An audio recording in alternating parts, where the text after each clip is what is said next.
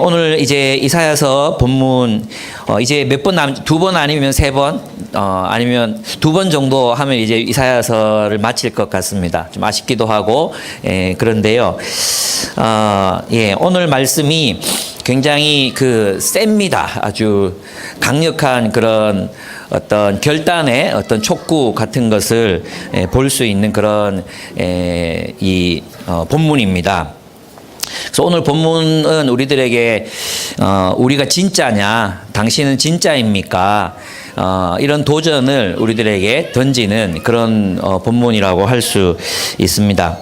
여러분 히스토리 채널을 보면 그 전당포를 운영하는 한 가정의 이야기들이 계속 방영이 되고 있죠. 미국 채널인데 전당포를 운영해 한 가족이 그리고 이 대머리 이 아저씨가 주인이시고 아들도 같이 일하고 아버지도 같이 일하는 그런 우리로 치면 뭐 골동품 같은 것들을 취급하는 그런 전당포예요. 근데 거기에 손님들이 별별 희한한 물건을 다 막 가지고 와서 감정해 달라고 또 이게 이제 얼마짜리냐고 이제 그래서 이제 흥정을 하고 판매하고 뭐 이런 사기도 하고 또 어떤 건 가짜로 판명되기도 하고 어떤 건 정말 아무것도 아니었던 것 같은데 뭐 수억 원을 호가하는 그래서 사람들이 놀라기도 해서 굉장히 장수 프로그램으로 지금도 이제 방영되고 있는 프로그램이거든요. 그런데 거기에 이제 나오는 갖고 오는 물품들을 보면 어떤 거는 핵탄두를 덮었던 뚜껑이 있잖아요. 핵탄두를 덮었던 뚜껑, 그 뚜껑을 가지고 와서 이거 사라고 그래서 이제 또 흥정해서 팔기도 하고 그런 걸 사더라고요. 그거 참 흥미로웠습니다. 그리고 또 아주 오래된 그 동화, 뭐 찰스 디킨슨이 쓴 뭐 그런 동화책 있잖아요. 초판본. 여러분 깨어진 세상 희망에 보면 초판 가지고 계십니까? 한 200년 후에 혹시 모르니까 꼭 가지고 계셔서 가보로 물려주시면 어떨지 모르겠습니다. 그런 책들도 갖고 와서 이제 판매도 하고 그러는데 그런 것들이 수천만 원 이렇게 팔리는 걸 보게 됩니다. 또 유명한 가수가 사용했던 기타. 근데 이제 이런 것들을 가지고 와서 이제 흥정을 할 때 제일 중요한 게 뭐겠어요? 진짜냐 아니냐는 거잖아요. 진짜는 아니냐. 가짜면은 이제 그냥 도루묵이고 정말 진짜 가짜도 생각했는데 진짜면 정말 너무 흥분되는 그런 광경이 펼쳐집니다.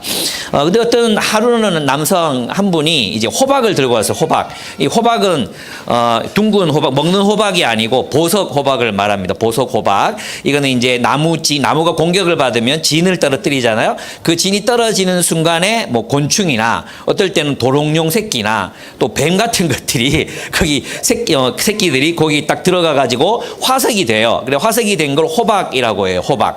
그리고 호박 보석이라고 하는데 보통 이게 한 5천만 년 전, 또 3천만 년, 4천만 년, 대부분 5천만 년 전에 형성된 굉장히 진귀한 그런 보석이라고 합니다. 근데 이제 이분이 가지고 있던 이 호박은 그냥 호박은 별로 가치가 없는데 이 호박 속에 곤충이나 생물이 들어있으면 또 모기라든지 잠자리 뭐 별게 다 들어있거든요. 그런 게 하나씩 들어있으면 굉장히 이제 비싼 가격에 팔리는 거예요.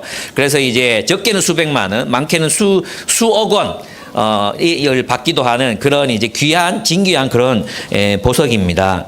그래서 이분이 이제 이 거미, 타란툴라가 들어가 있는 그런 거미가 들어가 있는 호박을 들고 왔어요. 아주 귀하게 들고 와서 제 기억으로는 버클리 대학이었는데 버클리 대학에 보내서 감정까지 받은 그래서 아주 이제 이걸 많은 가격에 팔 수 있겠다고 이제 가지고 와서 이제 파는 거죠. 근데 이제 그분이 이제 대머리 사장님께서 그걸 보시고는 미국에서 이런 것들을 이제 보석을 감정하는 감정 기관이 있는데 아주 공적인 기관 거기 보내보고 나서 결정하자. 그래서 이제 이걸 보냈어요. 보내고 나서 다 둘러섰죠. 둘러서서 보는데 이제 이게 종이를 펴서 탁 읽는데 플라스틱 호박이 아니라 수십 년 동안 어릴 때 주워가지고 정말 귀하게 보관하고 있었는데 플라스틱이랑 모조 호박을 만드는 이분은 이제 길거리 다니다가 이제 어디서 주웠대요. 그런데 이제 자기는 그게 진짜 호박이라고 믿고 있었고 또 그곳은 호박이 또 자주 발견되는 지역이래요. 그래서 진짜라고 믿고 수십 년 동안을 보관하고 이제는 팔아서 이제 이익을 보겠다고 생각하고 팔았는데 플라스틱이었던 거예요. 플라스틱. 그리고 이게 진짜인지 가짜인지를 검증하기 위해서 $200를 내야 돼. 그래서 이 호박은 마이너스 $200가 되고 만 거죠. 그래서 그 분의 표정이 참 실망이 가득한 그런 표정을 보는데 저는 보는 입장이니까 재밌더라고요. 아, 이게 진짜인 줄 알았는데 플라스틱이야. 우리 신앙도 어쩌면 우리 신앙이 진짜인지 가짜인지가 판명되는 시간이 온다는 것입니다. 지금 우리 이 이스라엘 백성들의 신앙은 자신들은 진짜라고 믿고 있었는데 하나님 보실 때는 가짜였어요. 하나님을 믿고 있는 게 아니었어요. 우리는 그런 신앙을 이제 플라스틱 신앙이라고 부를 수 있을 것 같아요. 진짜가 아니라 가짜로 만들어진 신앙. 인 거죠. 오늘 우리 이 본문은 정말 심각하게도 우리가 진짜인지를 검증해 봐야 한다고 도전하고 있습니다. 진짜입니까? 당신은 진짜입니까? 그 당신에는 저도 물론 포함됩니다.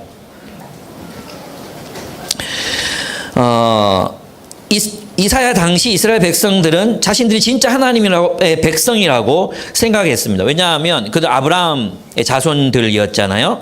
금식도 했어요. 그죠? 금식. 하기 힘들잖아요. 금식도 했어요. 예배도 드렸거든요. 심지어는 부정한 사람들, 죄인들의 몸에 닿는 것도 거부할 정도로 그들은 이렇게 누가 지나가다가 혹시 죄인이라고 이렇게 부딪히거나 부정한 사람들하고 부딪힐까봐 자기 이 거룩성이 오염될까봐 걱정했던 아주 거룩했던 사람들이었습니다. 얼마나 자신의 거룩함을 주장했는지 아시겠죠?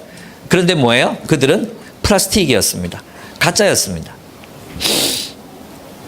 그들은 하나님의 백성이라고 믿었지만 실제로는 하나님께로 돌아온 적도 없는 가짜 그리스도인들이었다는 것입니다.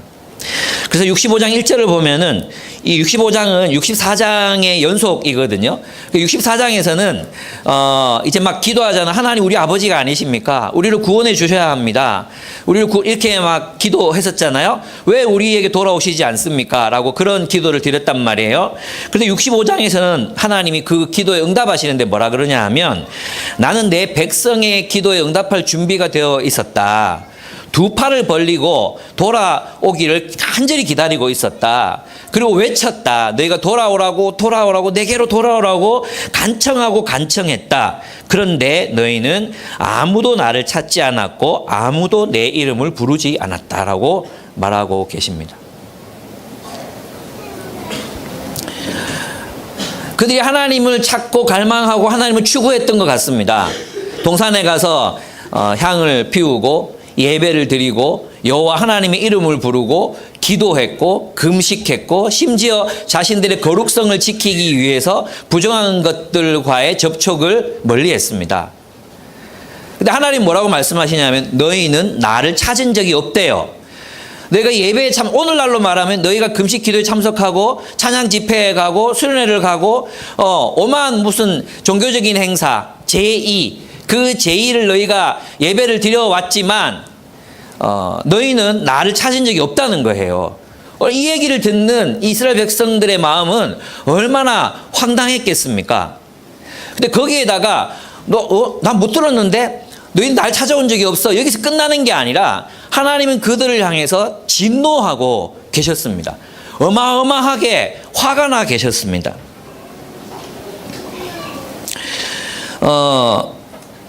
그래서 5절 하반절을 보면 이렇게 되어 있어요. 이런 자들을 내가 참지 못한다. 그들을 향한 나의 분노는 꺼지지 않는 불처럼 타오른다. 이렇게 말씀합니다. 꺼지지 않는 불처럼 타오른다. 보아라, 이 모든 것이 내 앞에 기록되어 있으니, 이 기록되어 있다는 말은 하나님의 진노가 감정적인 진노가 아니라는 것입니다. 객관적이라는 것이죠. 그들이 행한 일들을 근거로 하나님은 지금 화가 나 계시고 또 심판주로서의 권능을 행사하려고 하신다는 것입니다. 그들의 품에 갚을 때까지는, 이 갚는다는 것은 복수를 의미하는 거거든요. 복수를 의미합니다. 내가 절대로 잠잠하지 않겠다. 이렇게 말하고 계십니다.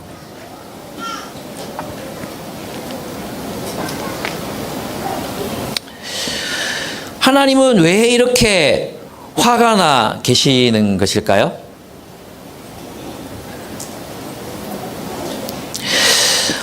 문제는 하나님은 그들이 하나님을 찾지 않았다고 말하는데 그들은 하나님을 찾았다고 생각한다는 거예요.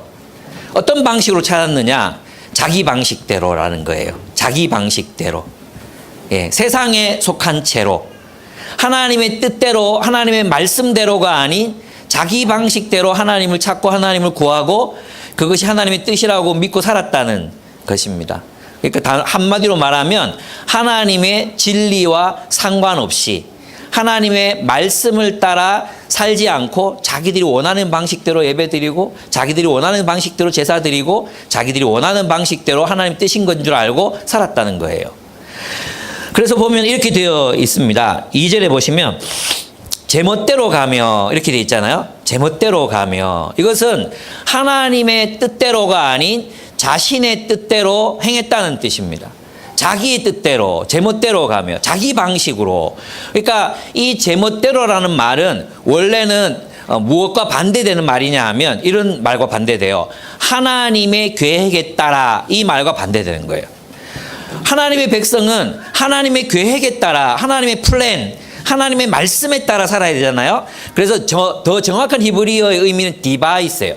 하나님의 도구로서 살아야 하는데 하나님의 종으로 살아야 하는데 그들은 자기 방식대로 살았다는 거예요. 자기 마음대로. 그 뭐예요? 자기 욕망대로, 자신의 탐욕대로, 자기가 옳다는 방식대로 살았다는 것입니다. 두 번째로 그들은 어떻게 살았습니까? 예. 악한 길로 가는 반역을 행했다. 이렇게 되어 있습니다. 악한 길로 가는 반역. 이 악한 길은 뭡니까? 하나님이 원하시는 선한 길이 있잖아요. 그 선한 길 어떤 길입니까? 예. 정의를 행하고 정의를 지키고 공의를 실행하는, 공의를 살아내는 정의와 공의의 삶을 살아야 하는데 그 정의와 공의의 삶은 가난한 자, 포로된 자, 눈먼 자, 눌린 자들을 해방하게 하는 그 희년을 실천하는 삶을 살아야 되는데 그들은 자기의 안일만을 위해서 살아가고 있었다는 것입니다. 그것을 하나님 뭐라고 부르십니까? 반역이라고 부르십니다. 반역. 그들은 종교적인 의식을 굉장히 신중하게 또 많은 곳에서 드렸습니다. 3절을 보면 이제 2절의 해설이 3절부터 나오거든요. 그럼 어떤 식으로 그렇게 했느냐? 이 백성은 동산에서 우상에게 제사하며, 여러분 제사는 어디서 드리게 돼 있어요?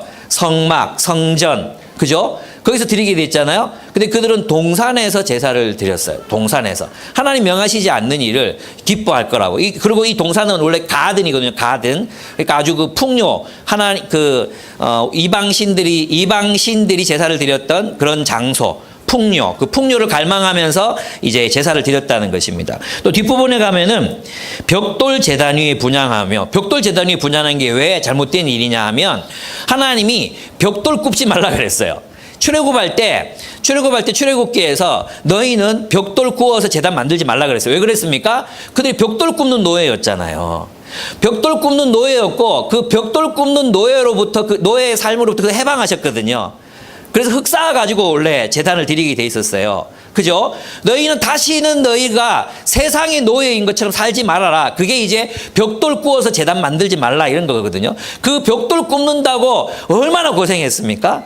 그들은 졸지에 벽돌 굽는 노예로 전락해서 세상의 구조 속에서 얼마나, 세상의 체제 속에서 그들은 얼마나 힘든 인생을 살았습니까? 그러니까 이 출애굽한 이스라엘 백성들에게 벽돌은 정말 보면은 경기 들리는 저 벽돌, 그런 마음이 드는 그런 도구였던 거죠. 근데 그 벽돌 제단 위에서 분향하며 이랬어요. 그러니까 하나님 말씀을, 출애굽기에 나타난 하나님 말씀을 정면으로 어긴 것이죠. 그리고 또 어땠습니까? 4절, 밤마다 무덤 사이로 다니면서 죽은 자의 영들에게 물어본다 그랬어요. 하나님께 구하고 하나님의 뜻을 물어야 되는데 죽은 자들의 영에게 내 미래가 어떻게 되느냐, 또 앞으로 무슨 사업이 잘 되느냐, 이런 것들을 물어보고 했다는 것입니다. 그리고 뭐합니까? 돼지고기를 먹으며 이방 제사상에 올랐던 고기 국물을 마신다 이랬어요. 그러니까 모든 것들이 다 어떻게 되어 있습니까? 혼합되어 있었어요. 근데 하나님께서 진노하시는 이유는 뭐냐 하면 세상과 하나님의 나라를 섞은 거예요. 혼합시킨 거예요. 여러분 여기서 우리는 진짜냐 가짜냐가 어디서 드러나느냐 하면 적당히 세상 체제 속에서 세상의 가치를 따라 세상이 만들어준 목표를 따라 살아가면서도 우리는 그리스도인이 될 수 있다고 믿는다면 그것은 반역이라는 것입니다.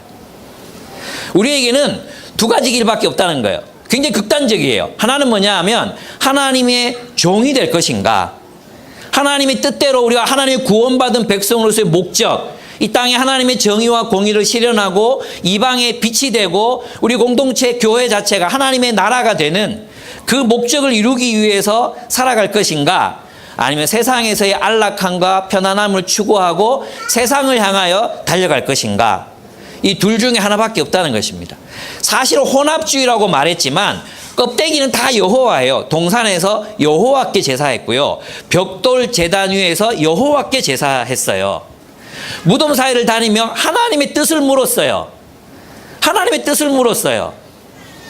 그리고 그들은 뭐라고 말합니까? 5절에 보면 그러면서도 그들은 다른 사람들에게 멀찍이 서 있어라. 우리는 거룩하니 너희가 우리에게 닿아서는 안 된다. 우리는 거룩한 백성이다. 우리는 구별된 백성이다. 우리는 하나님의 백성이다라고 그들은 스스로 믿고 생각했다는 것입니다. 얼마나 놀랍습니까? 그러니까 그들은 완전히 이제 내용물은 완전히 세상 사람들, 세상에 속해서 세상에 속한 채로 세상 백성으로 세상이 추구하는 것을 추구하며 살았어요. 그리고 완전히 오염됐죠. 오염이 아니 완전히 타락한 거예요. 그냥 완전 오염된 거예요. 그런데 뭐라고 말해요? 내한테 오지 마라. 네 나한테 닿으면 내 더러워진다. 니같이 더러운 게 나한테 오면 내 더러워진다. 너가 나한테 접촉하면 내가 더러워지니까 오지 마라. 사람을 차별하고 자신은 아주 특별한 존재로 그렇게 여기고 있었다는 것입니다. 정말 코미디 아닙니까? 속은, 내면은, 가치관은, 생각은 완전히 세상 사람들처럼 되어 있으면서 외면은 기독교인인 것처럼 살아가고 있었다는 것이죠. 여러분 모습은 그렇습니다. 가짜 호박이나 진짜 호박이나 보통 사람들 눈에는, 심지어 대학 교수들의 눈에도, 전문가들의 눈에도 가짜가 진짜처럼 보이는 거죠. 그러나 엄밀한 전문가, 진짜 권위 있는 전문가들이 분석해 본 결과 그것은 플라스틱 호박이었던 게 드러나는 것처럼 하나님의 눈앞에 우리가 진짜인지 아닌지 우리는 드러나게 됩니다. 우리의 겉모습으로는 우리가 진짜인지 가짜인지 알 수 없습니다. 그러나 하나님의 눈앞에서는 우리가 진짜인지 가짜인지가 드러나게 됩니다. 그래서 무엇을 통해 드러납니까? 진짜 하나님의 백성들, 이런 오늘 본문을 보면요, 이 가짜 하나님의 백성들이 땅을 차지하지 않습니다. 오늘 이게 굉장히 중요한 이야기입니다. 9절 보십시오. 9절에 보면은 내가 야곱으로부터 자손이 나오게 하며 유다로부터 내 산을 유업으로 얻을 자들이 나오게 하겠다. 내가 택한 사람들이 그것을 유업으로 얻으며 내 종들이 거기에 살 것이다. 이렇게 돼 있죠. 이 본문에 보면 내가 택한 자들이 곧 누구냐 하면 그 위에 있는 가짜 이스라엘을 말하는 게 아니라 그 바로 밑에 있는 내 종들이에요. 내 종들. 그러니까 하나님이 택한 사람들은 어떤 삶을 살아가는 사람들이죠? 여호와 하나님의 종으로서의 삶을 살아가는 사람들이 진짜라는 거예요. 그리고 그들이 유업을 얻을 것이라는 것입니다.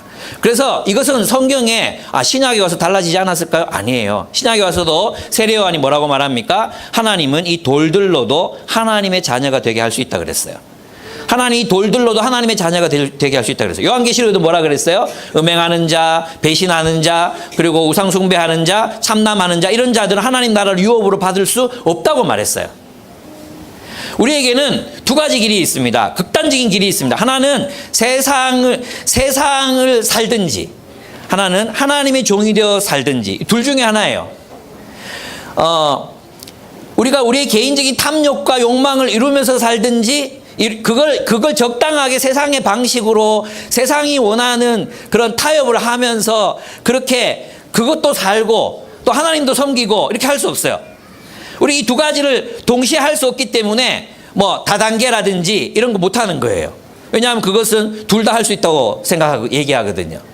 여러분 우리는 하나님의 종이 되기 위해서 계속해서 나아가든지 아니면 세상의 노예가 되든지 둘 중에 한 가지 길밖에 없다는 것입니다. 둘을 섞어서 하나로 만들 수는 없어요. 그런데 오늘날 한국 교회는 그런 교회들이 너무 많아지고 있는 거죠. 둘을 섞어놨어요. 둘을 섞어놨어요. 분별이 잘 안 돼.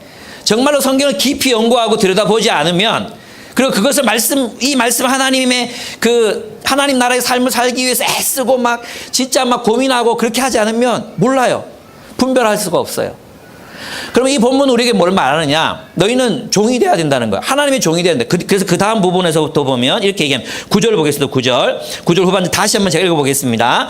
내가 택한 사람들이 그것을 유업으로 얻으며 내 종들이 거기에 살 것이다. 이게 무슨 말입니까?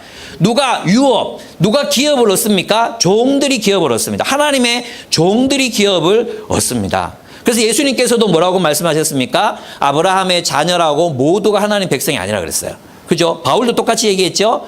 그러면 이 종의 삶, 하나님이 말씀하신 종의 삶을 살아가는 사람들이 진짜 하나님이 택한 사람인 거예요. 내가 택함 받았는지 어떻게 압니까? 하나님이 선택하신 사람들이 구원을 얻잖아요? 맞죠? 그래서 내가 선택함 받았다는 걸 어떻게 압니까? 그 택함 받은 사람은 하나님의 종으로서의 삶을 산다는 거예요. 내가 구원받지 못한 사람이라는 거 어떻게 압니까? 세상에 속한 삶을 산다는 거예요.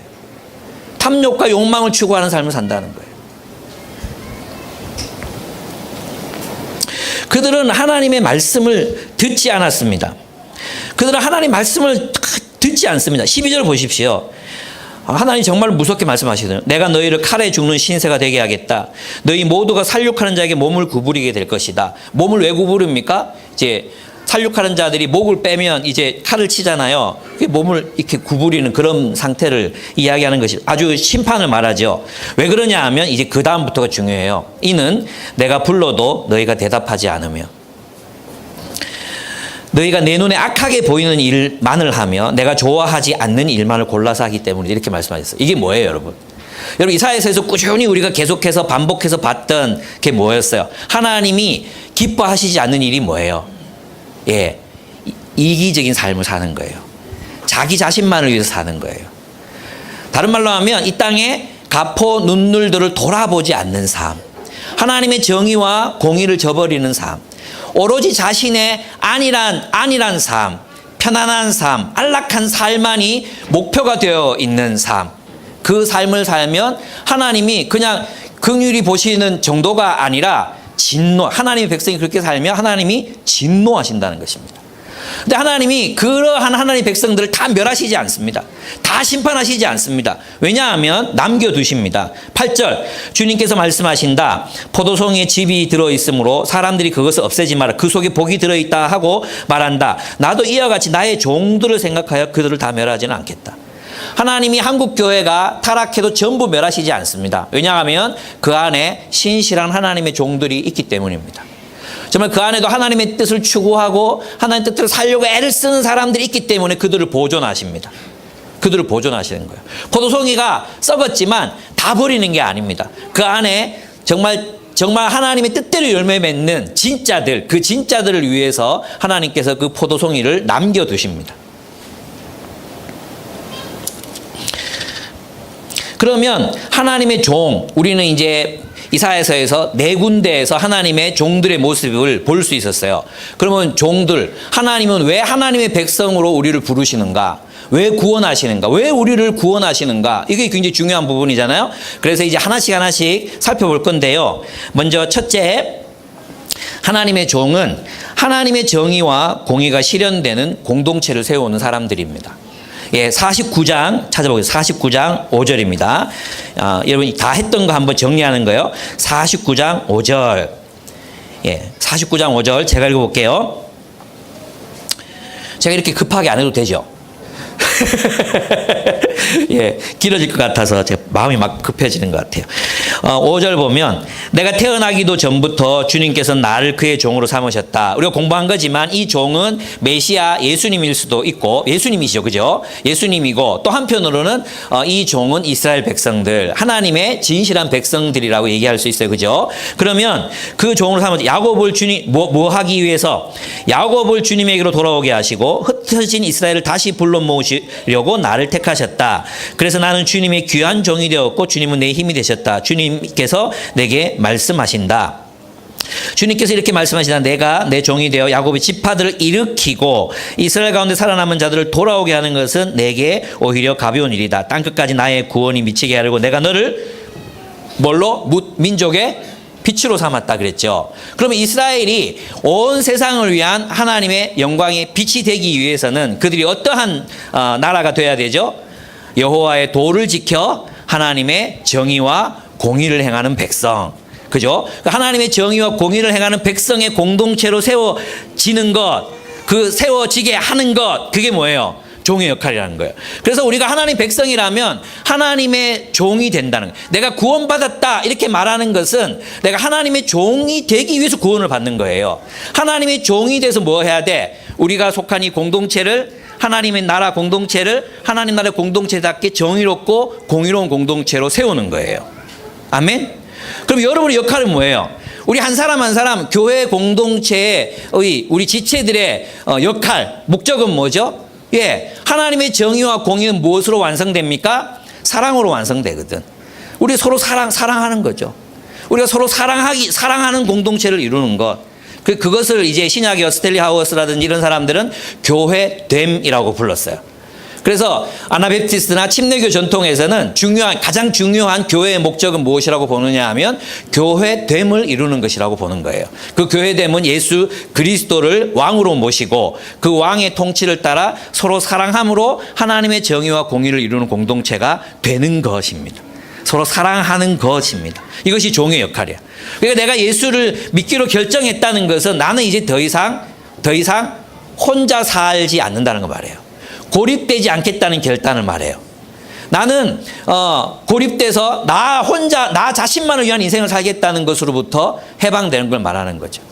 우리는 함께 한다는 거죠. 두 번째 하나님의 종은 온 세상을 위한 빛이 되기 위해 살아갑니다.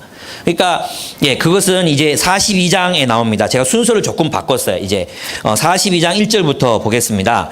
나의 종을 보아라. 그는 내가 붙들어 주는 사람이다. 내가 택한 사람, 내가 마음으로 기뻐하는 사람이다. 내가 그에게 나의 영을 주었으니 그가 뭇 민족에게 공의를 베풀 것이다. 뭇 민족에게 공의를 베풀 것이다. 이렇게 얘기해요. 뭇 민족에게. 누구에게? 모든 민족에게 세상의 정의와 공의를 베푸는 일. 이게 누가 하는 거예요? 하나님의 종인 교회가 해야 되는 일인 거예요. 그래서 있잖아요. 그 구원받은 그리스도인들은 이러한 삶을 추구하는 것은 너무나 자연스러운 결과인 거죠. 어떻게 해요? 세상에 하나님의 정의와 공의를 실현하도록 사는 것. 그런 삶을 살아가는 거예요. 아까 부분에서 첫 번째, 그래서 우리 그리스도인들의 소명, 진짜가인지 아닌지 어떻게 알 수 있어요? 첫째는, 진짜는 하나님 나라 공동체를 하나님의 정의와 공의의 공동체를 세우는 삶을 살아요. 그죠? 근데, 우리가 뒷부분에 가서 봤지만 어떤 방식으로 그렇게 공동체를 세운다 그랬어요? 학자의 혀를 주셔서. 그랬죠? 그 예언이거든요, 예언. 하나님의 말씀으로. 하나님의 말씀으로 어떻게 해요? 곤고한 자를 일으키는 거죠. 공고한 자를 일으켜서 어떻게 하나님의 나라가 되도록 세우는 삶을 산다. 그게 이제 종의 역할이고, 두 번째는 세상에 하나님의 정의와 공의를 실현해. 우리가 살아가는 세상 속에 하나님의 정의와 공의를 실현해. 저는 천정호 판사님이나 이문정 검사 보면서 그런 법조계가 워낙 타락해서 그런지 모르겠지만 그런 사람들이 눈에 띄어요. 보면 천정호 판사님도 법 제도를 바꿀 뿐만 아니라 이제 소년원생들이 너무 이제 열악한 인권 상황이 있으니까 그 제도를 바꿀 뿐만 아니라 본인이 스스로 그 아이들을 모아서 함께 그룹홈을 하고 아이들을 가르치고 하는 거. 그래서 어떤 분들이 우리 대학 간사님하고 박현농 우리 러빙엔젤 대표가 이제 그 천정호 판사님이 판결하시는 그 법정에 갔대요. 법정에 갔는데 이제 판결하시면 호통을 치시잖아요. 이들이 이렇게 하면 안 돼. 막 그런 호통을 치시잖아요. 그 모습을 보면서 막 대원형들 얘기하니 꺼이꺼이 울었대요. 막 꺼이꺼이. 근데 소리 내면 쫓겨나니까 막 이렇게 울어. 너무 감동적이어서. 그게 바로 우리 그리스도인들이 보여줘야 하는 삶이죠. 세상 속에서 하나님의 정의와 공의를 실현하는 삶을 사는 거. 그거 두 번째, 하나님이 종이해야 되는 거야. 세 번째 어디 나오냐면 52장 7절에 나옵니다. 52장 7절. 52장 7절 한번 읽어보겠습니다. 52장 7절. 놀랍고도 반가워라. 이 본문 너무 잘 알죠. 희소식을 전하려고 산을 넘어 달려오는 저 발이여, 평화가 왔다고 외치며 복된 희소식을 전하는구나. 구원이 이르렀다고 선포하면서 시온을 보고 이르기를 너의 하나님께서 통치하신다 하는구나. 바울이 이 본문을 썼잖아요. 아름다운 발이여, 그러면서 복음을 전하는 자의 아름다운 발이여. 여기서 이제 이 기쁜 소식이 뭐예요? 이 희소식이 뭐예요? 이게 복음이거든요. 복음은 뭐라 그랬어요? 요한겔리온. 그 요한겔리온은 하나님이 승리하셨다는 표현이라 그랬죠. 하나님이 통치하십니다. 하나님이 승리하셨습니다. 이게 복음이거든요. 그래서 예수 그리스도가 복음인 이유는 예수가 하나님의 통치자로서, 하나님의 통치를 실현하는 자로서 그 통치가 실현되기 시작했습니다. 이런 뜻이거든요. 그래서 예수 그리스도가 복음인 거예요. 그 복음이라는 것은 단순히 그냥 우리의 죄가 용서되고 우리 형벌을 면하는 차원이 아니라 하나님의 나라가 승리했다는 구체적인 표현이 바로 복음이에요. 그래서 희소식, 하나님이 승리하십니다. 하나님이 통치하십니다. 하나님이 다스리십니다. 이것을 사도 바울은 그것을 복음 선포라고 얘기했어요. 그래서 우리는 세상에 나가 하나님의 종들은 뭐 해야 돼? 하나님이 세상 다스리십니다. 하나님이 이 세상 정의롭고 공의롭게 만드십니다. 하나님이 예수님 보내셨습니다. 예수를 통해서 이 세상은 새로워질 것입니다. 진정한 변혁이 올 것입니다. 하나님께서 계획하시고 있는 미래는 정말로 정의롭고 공의롭고 아름다운 미래가 우리 앞에 펼쳐져 있어요. 하나님이 그 약속을 지키실 것입니다. 이것이 복음 전파라는 것입니다. 그리고 우리가 그 하나님의 도구가 되어 세상의 정의와 공의를 실현하는 삶을 삽니다. 우리가 이렇게 고난받으면서 살아가는 이유는 바로 하나님이 우리를 구원하셨기 때문입니다. 하나님이 이기셨기 때문입니다. 하나님이 통치하시기 때문입니다. 저는 하나님이 승리할 것을 믿습니다. 우리 복음 전파자로, 복음 전도자로 살아갈 것을 요청한다는 것입니다. 하나님의 종은 복음을 선포합니다. 네 번째, 하나님의 종들은 하나님의 승리를 위해 고난을 받습니다. 그것이 이사야서 53장에 나옵니다. 53장에 보면 그는 멸시를 받고 슬픔을 겪고 징벌을 당하고 고난을 받습니다. 왜 그렇습니까? 하나님 뜻대로 살기 때문이에요. 이 세상 체제, 탐욕과 폭력의 체제 속에서 하나님 뜻대로 살면 고난을 받습니다. 그러나 그는 반드시 10절 하반절 보겠습니다. 10절 하반절. 주님께서 세우신 뜻을 그가 이루어 드릴 것이다. 11절, 고난을 당하고 난 뒤에 그는 생명의 빛을 보고 만족할 것이다. 나의 의로운 종이 자기의 지식으로 많은 사람을 의롭게 할 것이다. 이 지식이 뭐라 그랬어? 아까 학자의 혀라 그랬죠. 학자의 혀. 그죠? 많은 사람을 의롭게 하는 학자의 혀라 그랬잖아요. 그러니까 이제 하나님의 종들이 이 세상에서 이 세상의 정의와 공의를 실현하는 방식은 뭐예요? 고난당하는 거예요. 대속적 고난. 예수님이 그러셨듯이 우리도 대속적 고난을 당하는 거예요. 우리가 이 땅에 가난한 자, 포로된 자, 눈먼 자, 눌린 자를 위해서 사는 인생은 그냥 호락호락하지 않아요. 만만하지 않아요. 그래서 고난을 당하는 삶이에요. 어려워요. 그렇게 살면 고난을 받아요. 가난한 자를 위해 살면 체제와 충돌하게 되어 있어요. 정의를 위해 살면 이 지배 세력들과 갈등을 일으키게 되어 있어요. 약자를 돌보면 우리는 욕을 먹게 되어 있어요. 왕따를 당하게 되어 있어요. 그러나 하나님께서 그 여호와의 종의 삶을 들어서 그의 뜻, 그를 통해 이루시고자 하셨던 뜻을 이루신다는 것입니다. 교회가 세워지고 세상에 나로 말미암아 정의와 공의의 진보가 일어나게 하신다는 것입니다. 그러니까 진짜냐 가짜냐, 우리가 진짜 그리스도인이냐 아니냐, 내가 믿음이 있느냐 없느냐, 이 믿음이 뭡니까 여러분? 이 믿음은 하나님이 약속을 지키신다는 그 약속을 믿는 거 아닙니까? 그럼 구약에 나타나 있을 하나님의 약속이 뭡니까? 하나님의 정의와 공의가 하나님의 종들을 통해 실현될 것이다. 하나님의 정의와 공의가 하나님의 종들을 통해서 실현될 것이다.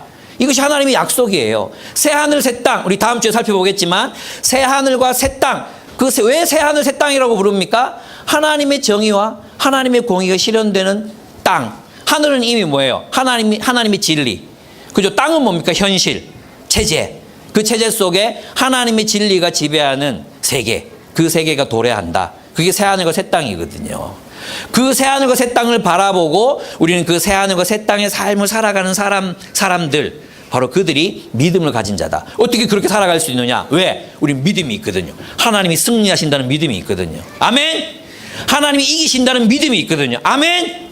하나님의 정의와 공의가 반드시 승리할 거라는 믿음이 우리에게 있거든요. 믿으십니까?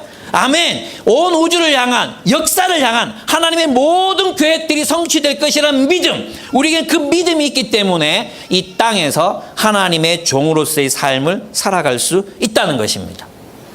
그러니까 진짜와 가짜는 어떻게 드러납니까? 하나님의 진짜 백성들은 먼저 그 나라와 그 의를 구하는 삶을 살지만, 그러나 그들이 종교적 제의 예배를 드리고 무엇을 하든 뭐 성경 백독을 하고 뭐 PBS를 수천 권을 하든 어떻든 그들의 삶이 하나님의 정의와 공의를 실현하는 삶을 이루지 못한다면 그것은 그 삶이 아니라 자신의 탐욕, 하나님을 이름 걸고 하나님의 이름이 단순히 어떤 나의 성공을 위해서, 이번에 이제 그 연기대상입니까? KBS 연기대상 김명민 씨가 연기대상 받으셨잖아요. 그분이 크리스찬이거든요. 그래서 저는 참 좋았어요. 그 고백 자체는 뭐 이제 나쁜 건 없다고 생각해요. 뭐라고 얘기했냐면, 하나님께, 아버지께 영광을 드립니다.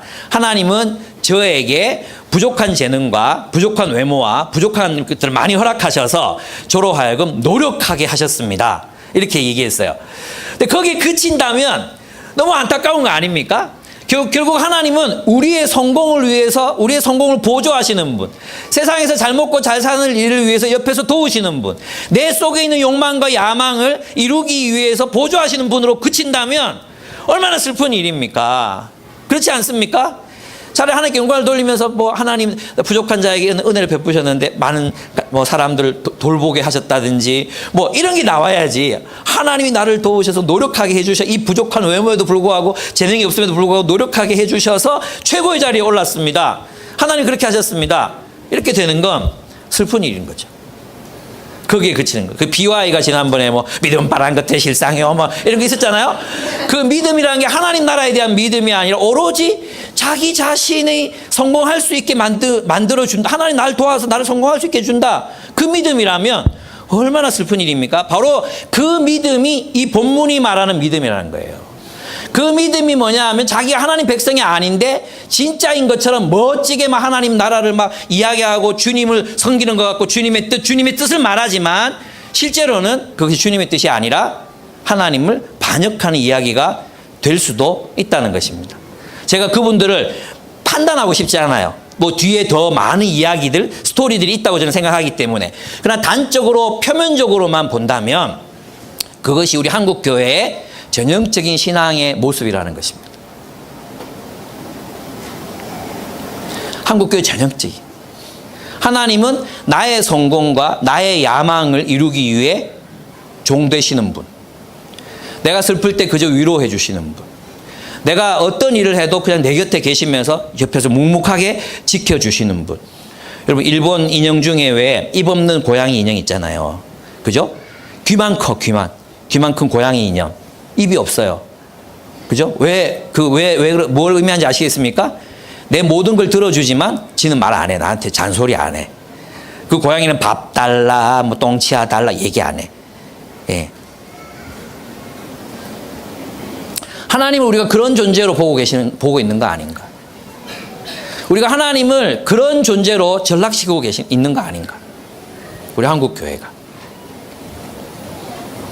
다시 65장으로 돌아와서 이제 결론을 맺겠습니다. 하나님은 우리에게 진짜가 되기를 원하십니다. 하나님의 종으로서 우리는 세상과 전혀 다른 삶을 살 것입니다. 그것은 내용을 봐야 알 수 있습니다. 뭐 입만 열면 하나님, 주께서, 할렐루야, 아멘, 주님이, 뭐 교회 용어 이런 거 쓴다고 그 사람 그리스도인인 게 아니에요. 그가 어떤 삶을 사느냐를 봐야 되는 거죠. 하나님의 종으로서 살아가고 있느냐. 그래서 이렇게 말합니다. 이제 뒤에 가보면은 65장 그 뒷부분으로 가보겠습니다. 13절 보십시오. 그러므로 주 하나님께서 말씀하신다. 보아라, 내 종들은 먹겠지만 너희는 굶을 것이다. 무슨 말입니까? 내 종들은 먹겠다. 여러분, 그 사람들이 왜 우상에게 지금 우상에게 재물을 바치고 있습니까? 왜 우상에게 그렇게 열심히 재물을 바치고 금식하고 또 거룩함을 주장하는 것입니까? 잘 먹으려고 하는 거잖아요. 잘 먹으려고. 근데 못 먹는다는 거예요. 못 먹어요. 예. 그러나 내 종들은 먹어요. 이게 정말 중요한 부분이에요. 또 두 번째, 부활한 내 종들은 마시겠지만 너희는 목이 마를 것이다. 예. 부활한 내 종들은 기뻐하겠지만 너희는 수치를 당할 것이다. 부활한 내 종들은 마음이 즐거워 노래하겠지만 너희는 마음이 아파 울 것이며 울부짖으며 속이 상하여 통곡할 것이다. 너희의 이름은 내가 택한 백성이 저주할 거리로 남을 것이다. 너희의 이름은 결코 명예로워지지 않을 것이다. 이런 얘기거든요. 한번 보십시오. 그들은 사실 잘 먹고 목마름이 없고 풍족하고 만족스러운 삶을 살기 위해서 세상을 선택했거든요. 그죠? 잘 먹고 잘 살고 명예롭고 그리고 뭔가 이름을 날리고 또 성공하고 이런 걸 위해서 세상을 선택했거든요. 그런데 세상에 속해서 세상의 가치를 따라 세상의 체제 속에서 세상의 일부로 살면 굶주리고 목마르고 파괴되고 심판받을 수밖에 없다는 것입니다. 여러분, 세상 체제 속에서 세상 공동체 속에서 잘 먹고 잘 살아봤자 그것은 궁극적인 만족을 줄 수 없다는 것입니다. 이것은 이제 하나님께서 그들을 쫄쫄 굶기신다는 뜻이 아니라 세상이라는 탐욕의 체제 속에서는 아무도 만족하며 살아갈 수가 없다는 뜻입니다. 그러나 하나님의 종들은 하나님의 나라를 추구하는 그 사람들, 하나님의 나라, 하나님의 정의와 하나님의 공의를 위해서 살아가는 사람들의 삶은 배부르고 그리고 목마름이 없고 채워지고 그리고 그들은 즐거울 것이고 기쁨이 가득할 것이라는 것입니다. 그래서 이 본문은 우리에게 선택을 요구합니다. 너는 진짜가 될 것인가? 가짜가 될 것인가? 너는 플라스틱 호박으로 판명 날 것인가? 진짜 보석처럼 보석 같은 삶을 살 것인가? 우리는 어디에 서 있습니까? 물론 우리는 어느 지점에 있을 거예요. 그죠? 우리 가운데 이제 C.S. 루이스가 그런 얘기를 했거든요. 우리는 인간이 되어가는 깡통 로봇이라 그랬어요. 인간이 되어가는 깡통 로봇. 우리의 많은 부분 아직 깡통이죠. 우리의 많은 부분 아직 깡통이야. 그러나 하나님의 종으로 살아가는 사람들은 점점점 인간이 되어갈 거예요. 그죠? 인간이 되어가요. 그러나 내가 깡통 로봇이야. 그 세상을 선택하면 나는 깡통으로 남을 수밖에 없죠. 그리고 그 세상 체제 속에서 우리 결코 만족함이 없을 것이다. 주님이 말씀하십니다. 하나님은 너희를 심판하시지만 종은 보호하십니다. 하나님은 가짜를 심판하시고 진짜를 축복하십니다. 하나님은 진짜를 보호하시기 위해서 가짜를 전부 심판하시지는 않을 것입니다. 그래서 이제 종들에게 주어진 약속을 보면 종들은 하나님이 약속하신 땅을 유업으로 받습니다. 하나님이 약속하신 땅, 젖과 꿀이 흐르는 땅, 풍요로움, 번영, 그것을 약속으로 받습니다. 그러니까 계속해서 거듭해서 말씀드리지만 하나님의 그 놀라운 축복은 하나님의 통치를 따르는 공동체 속에 있습니다. 우리 공동체가 하나님의 정의와 공의, 그래서 그 하나님의 정의와 공의를 따라 사는 선한 사람들의 공동체를 이룰 때 여기에 놀라운 축복, 목마름이 없고 배고픔이 없고 굶주림이 없는 그런 축복을 우리가 이곳에서 누리게 됩니다. 저는 요즘 그것이 무엇인지 알 것 같아요. 여러분들의 삶을 보면서 또 제가 누리는 삶을 보면서 이게 뭔지를 알 것 같아요. 정말 좋거든요. 예. 종들은 먹을 것입니다. 그러나 그들은 줄일 것입니다. 종들은 마실 것이지만 그들은 목마름을 당할 것입니다. 종들은 기뻐하겠지만 그들은 수치를 당할 것입니다. 종들은 즐거워하겠지만 그들의 마음이 아파 울고 속이 상하여 통곡할 것입니다. 하나님은 종들을 다른 이름으로 부르시겠지만 그들은 저주받은 이름으로 남겨질 것입니다. 그러면 하나님이 이렇게 이 말씀을 쓰시는 이유가 뭘까요? 너 끝났다 이제. 너 종 아닌 너 있잖아. 너 끝났다. 너희들은 세상 사람들처럼 똑같이 살았지. 말로는 그리스도인이라고 말했지만 생각하는 거 뭐 목표하는 거 다 세상 사람들처럼 살았잖아. 너희 끝났다 이제. 너희 끝났다. 그리고 우리 종들 우리는 이제 살판 났다. 이걸 말씀하시려고 이 본문을 적었겠습니까? 아닙니다. 나는 종일토록 팔을 벌리고 기다렸다. 지금도 하나님은 기다리고 계십니다. 왜 이 말씀을 기록하셨겠습니까? 돌아오라고. 선택하라고. 너희는 하나님이 너희를 구원하신 목적, 그 목적을 바라보고 돌아오라고. 나는 여전히 팔을 벌리고 기다리고 있다. 나는 여전히 너희를 따라다니며 나를 좀 바라보라고. 나를 바라보라고. 아니 그거 하나님 아니야. 그거 하나님 아니야. 진짜 나를 바라보라고. 주님은 우리에게 계속해서 말씀하십니다. 그래서 우리의 하나님 어떤 하나님이냐? 16절 보시면 이게 얼마나 놀라운지 몰라요. 땅에서 복을 비는 사람은 진리이신 하나님을 두고 빌며 땅에서 맹세하는 사람도 진리이신 하나님을 두고 맹세할 것이다. 여러분 땅에서 복을 비는 사람이 진리이신 하나님께 복을 빌어요. 그러면 아까 우리 기도를 들었잖아요. 우리 아빠들의 기도를 들었어요. 우리 아빠들의 기도가 우리 그 기도 중에 우리 딸은 부자가 되게 해주시고 좋은 남편 만나게 해주시고 그거 물론 다 포함되는 거죠, 그죠? 근데 그것만을 구하는 기도가 아니잖아요. 우리는 진리이신 하나님께 구했어요. 우리 딸이 하나님 사랑하고 하나님 나라를 살고 정의와 공의를 실현하는 그런 좋은 공동체를 만나게 해주시고 이런 진리이신 하나님께 구하잖아요. 그래서 진리이신 하나님께 구한다는 것은 우리의 하나님이 진리이시기 때문에 우리 공동체들은 또 하나님의 백성들은 그 진리를 반영하는 기도를 드려야 되는 거죠. 또 그 진리이신 하나님께 맹세해요. 진리이신 하나님께 맹세하기 때문에 여기 뭐가 없어요? 거짓말이 없는 거예요. 예, 구라가 없는 거예요, 구라가. 예면 예고 아니면 아니라고 진실이 지배하는 공동체가 탄생하는 것입니다. 무슨 말인지 아시겠습니까? 그래서 하나님이 말씀하신 하나님의 종의 삶은 결국은 진리의 지배를 받는 공동체를 말합니다. 진리의 지배. 그래서 하나님 말씀을 의미합니다. 여러분 그래서 저는 많은 신앙인들이 그렇게 말해요. 왜 찬양할 때는 왜 그런 찬양 오늘도 왜 막 위로가 되는 찬양들 있잖아요. 위로가 되는 찬양들. 막 위로가 되는 찬양할 때는 막 손도 흔들고 막 눈물도 흘리고 막 이렇게 하잖아요. 그러나 하나님의 말씀과 상관없는 삶을 선택하며 살아간다면 그것은 우상을 섬기는 거예요. 하나님을 섬기는 게 아니에요. 그래서 이렇게 말하면 안 되는 거죠. 하나님의 말씀은 뭐라고 말하는지 모르겠지만 나는 지금 하나님과 가까워지고 있는 걸 느껴요. 이거는 동그라미는 네모예요 하는 것과 같은 거예요. 제가 만났던 한 친구는 내가 믿는 하나님은 달라요 이렇게 얘기했거든요. 아니 성경이 말하는 하나님 믿어야지. 아니요. 제가 믿는 하나님은 달라요. 네가 믿는 하나님 뭔데? 그 하나님은 그냥 나를 사랑해주는 하나님. 나를 좋아해주고 나를 보호해주는 하나님. 그래서 성경이 그렇게 말하지 않잖아. 성경은 지금 하나님의 종으로서 우리가 사역해야 되고 가난한 자를 돌봐야 된다고 말하잖아. 그럴 때 내가 믿는 하나님은 달라요. 그건 다릅니다. 그 하나님 다릅니다. 그건 하나님이 아닙니다. 우상입니다. 여러분 이 본문 오늘날 한국 교회의 선택을 강요하는 본문입니다. 진짜가 될 것인가 가짜로 판명될 것인가 그것은 우리의 삶을 통해 증명됩니다. 여러분 어디에서 계십니까? 저도 두렵습니다. 그러나 저는 확신합니다. 계속해서 하나님이 저의 삶을 통해서 역사에 오셨고 또 저는 사람이 되어가는 깡통이라는 사실을 저의 삶의 역사를 통해서 알 수 있기 때문입니다. 그래서 저도 여기서 긴장을 늦추면 안 되겠죠. 그래서 선줄로 아는 자는 뭐하라 그랬어요? 넘어질까 주의하라 그랬어요. 선줄로 아는 자는 넘어질까 주의해야 돼. 그리고 나는 혹시 또 여기서 나는 하나님 백성 아닌 거 아니야? 이렇게 생각하는 사람도 어떻게 해야 돼요? 그런 사람들은 하나님 안에 있음을 확신하며 또 이 길을 걸어가야 돼요. 예. 여러분 가운데 많은 사람들이 이 이야기를 듣고 나 하나님 백성 아니었네. 큰일 났다 이거. 그래, 교회 다니지 말자. 이렇게 되면 안 되고 다시 처음부터 시작하는 거예요. 그 자리에서 다시 시작하는 거예요. 그가 어디까지 이르렀든지 그대로 행할지니라 바울이 말씀하셨어요.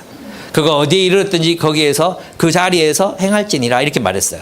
우리에게는 표대 대신 예수님 바라보고 이제 나아가는 삶이 남아 있는 거죠. 그렇게 삽시다. 여러분 진짜가 되어가고 계십니까? 아니면 가짜 속에 머무시겠습니까? 마지막 날에 주님께서 우리를 검증하실 것입니다. 예, 우리가 진짜였는지 플라스틱 호박이었는지 진짜 호박이었는지를 판가름하실 것입니다. 그것은 소속의 문제입니다. 내가 어디에 속해서 살아가는가? 내가 어떤 세계에 속해서 살아갔는가? 여러분의 근원적인 공동체가 세상이 아니라 하나님의 나라이기를 축복합니다. 여러분의 삶의 목적이 내 개인의 야망을 이루는 게 아니라 하나님의 나라이기를 축복합니다. 여러분의 자녀들의 삶이 세상에서 성공하는 것이 목표가 아니라 하나님의 뜻을 이루는 그런 삶이 되기를 축복합니다. 진짜가 되십시오. 진짜가 됩시다. 함께 기도하겠습니다. 우리 기도 드리겠습니다. 잠시 하나님 제가 하나님의 종으로 부름받고 종의 삶을 살아가게 해 주십시오. 여러분, 구원받은 사람하고 종이라는 말은 똑같은 동의어입니다. 동의어. 택함 받은 사람 이꼴 하나님의 종입니다. 예, 택함 받은 사람 따로 있고 구원받는 사람 따로 있고 하나님 종 따로 있는 게 아닙니다. 그래서 여러분, 우리 교회 나오면서 계속 사역 이야기, 가난한 사람 이야기, 뭐 나눔 이야기 이런 얘기하니까 되게 부담되죠. 그죠? 그래서 우리 교회는 너무 이런 걸 많이 얘기해, 그런 것 같죠? 우리 교회가 얘기하는 게 아니라 성경이 그렇게 말하는 거예요. 하나님의 백성이라면 빛으로 사는 거예요. 하나님 백성이라면 진리를 따라 사는 거예요. 하나님의 백성이라면 하나님의 종으로 사는 거예요. 하나님의 정의와 공의의 도구가 되어 사는 것입니다. 하나님이 이 황폐한 도시를 일으키고, 예, 의의 나무가 돼서 하나님의 정의와 공의를 온 세상에 심고 가난한 자들 돌보고 고난을 받고 십자가를 짊어지고 사는 것입니다. 그게 그리스도인입니다. 얼마나 멋집니까, 여러분? 그렇게 살면 죽는 게 아니라, 그렇게 살면 망하는 게 아니라, 그렇게 살면 배부르고, 그렇게 살면 목마르지 않고, 그렇게 살면 기쁘고, 그렇게 살면 즐거움이 가득할 것이라는 것입니다. 그가 살아가는, 그가 받는 유업의 땅에는 꽃들이 만발하고 새들이 시적이고 꿀이 넘쳐나고 풍요로운 삶이 그에게 주어질 것이라는 것입니다. 하나님, 안타깝습니다. 왜 너희는 내가 주겠다는 번영과 풍요의 약속을 버리고 자꾸 세상으로 나아가느냐? 너만 잘 살겠다고 자꾸 몸부림치느냐? 너만 안전하겠다고 자꾸 몸부림치느냐? 그거 불행이다. 그래봤자 배고프다. 그래봤자 너희 목마르다. 너희의 삶을 봐라. 그렇게 살지 마라. 내게로 와라. 내 말을 들어라. 내 말에 귀를 기울여라. 주님이 우리에게 요청하고 계십니다. 이 요청을 어떻게 받아들이시겠습니까? 가짜가 되지 말고 진짜가 되라. 함께 기도하시겠습니다.